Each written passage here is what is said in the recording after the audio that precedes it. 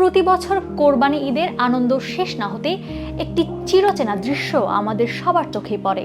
রাস্তার মোড়ে মোড়ে ময়লার স্তূপ, বাতাসে তীব্র দুর্গন্ধ, আর 2-3 দিন পর সেই পচা মাংস থেকে ছড়ানো রোগ জীবাণু।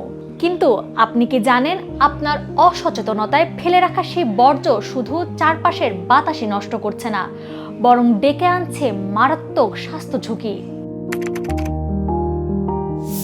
আগে জানা দরকার এই অবহেলার মাসুল আমাদের কিভাবে দিতে হয়।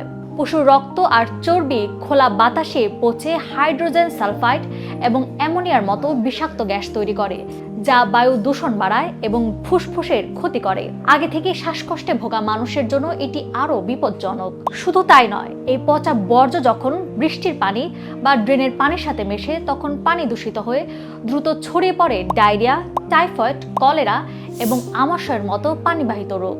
এদিকে ঈদের এই সময়ে মশা মাছির উপদ্রব নিশ্চয়ই খেয়াল করেছেন।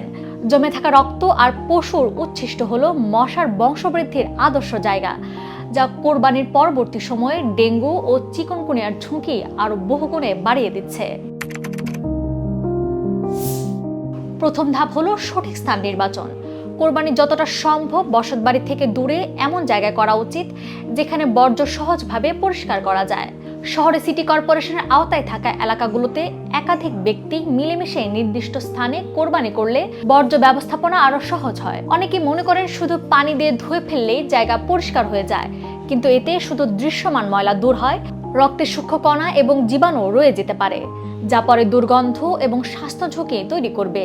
তাই ভালোভাবে ধোয়ার পর ব্লিচিং পাউডার আর পানির সাথে স্যাভলন মিশিয়ে তা পরিষ্কার করে নিতে হবে। ব্লিচিং এর ক্লোরিন তাৎক্ষণিক ব্যাকটেরিয়া ও ভাইরাসের কোষ প্রাচীর ধ্বংস করে দুর্গন্ধ ও রোগ জীবাণু ছড়ানো বন্ধ করে দেয়। আসুন এই ঈদে পরিচ্ছন্নতা এবং সচেতনতার মাধ্যমে চারপাশকে নিরাপদে রাখি।